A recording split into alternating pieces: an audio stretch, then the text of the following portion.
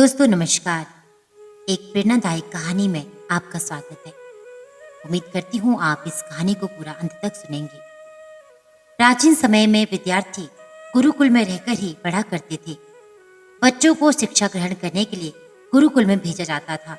बच्चे गुरुकुल में गुरु के सानिध्य में आश्रम की देखभाल किया करते थे और अध्ययन भी किया करते थे। भरतराज को भी सभी की तरह गुरुकुल भेज दिया गया। वहां आश्रम में अपने साथियों के साथ घुलने मिलने लगा, लेकिन वे पढ़ने में बहुत ही कमजोर था। गुरुजी की कोई भी बात उसकी समझ में नहीं आती थी। इस कारण सभी के बीच वह उपहास का कारण बनता था। उसके सारे साथी अगली कक्षा में चले गए, लेकिन वो आगे नहीं बढ़ पाया। गुरुजी ने भी आखिर हार मानकर उसे बोला, बेटा भरतराज, मैंने सारे प्रयास करके देख लिए हैं। अब यही उचित होगा कि तुम यहाँ अपना समय बर्बाद मत करो। अपने घर चले जाओ और घर वालों की काम में मदद करो। भरतराज ने भी सोचा कि शायद विद्या मेरी किस्मत में नहीं है और भारी मन से गुरुकुल से घर के लिए निकल गया। दोपहर का समय था। रास्ते में उसे प्यास लगने लगी। इधर उधर देखने पर उसने पाया कि थोड़ी दूर ही कुछ महिलाएं कुएं से पानी भर रही थी। वे कुएं के पास गया। वहां पत्थरों पर रस्सी के आने जाने से निशान बने हुए थे। तो उसने महिलाओं से पूछा, ये निशान आपने कैसे बनाए? तो एक महिला ने जवाब दिया, बेटे, ये निशान हमने नहीं बनाए।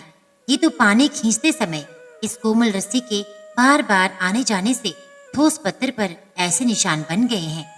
भरतराज सोच में पड़ गया। उसने विचार किया कि जब एक कोमल सी रस्सी बार बार आने जाने से एक ठोस पत्थर पर गहरे निशान बना सकती है, तो निरंतर अभ्यास से विद्या ग्रहण क्यों नहीं की जा सकती। भरतराज ढेर सारे उत्साह के साथ वापस गुरुकुल आया और अथक कड़ी मेहनत की। गुरुजी ने भी खुश होकर भरपूर सहयोग किया। कुछ ही सालों के बाद यही मंदबुद्धि बालक भरतराज आगे चलकर संस्कृत व्याकरण का महान विद्वान बना, जिसने लघु सिद्धांत कौमुदी, मध्य सिद्धांत कौमुदी, सारसी सिद्धांत कौमुदी और द्विवर्णपद मंजरी की स्थापना की या रचना की। शिक्षा इस कहानी से जो हमें मिलती है वो ये है कि अभ्यास की शक्ति का तो कहना ही क्या है, कि आपके हर सपने को पूरा कर सकती है। अभ्यास बहुत जरूरी है, चाहे वो खेल में हो या पढ़ाई में या किसी और चीज में। बिना अभ्यास के सफलता नहीं मिल सकती। अगर आप बिना अभ्यास के केवल किस्मत के भरोसे बैठे रहोगे तो आखिर में आपको पछतावे के सिवा और कुछ भी हाथ नहीं लगेगा। इसलिए अभ्यास के साथ धैर्य, परिश्रम और लगन रखकर आप अपनी मंजिल को पाने के लिए जुट जाएं। आपका दिन शुभ हो।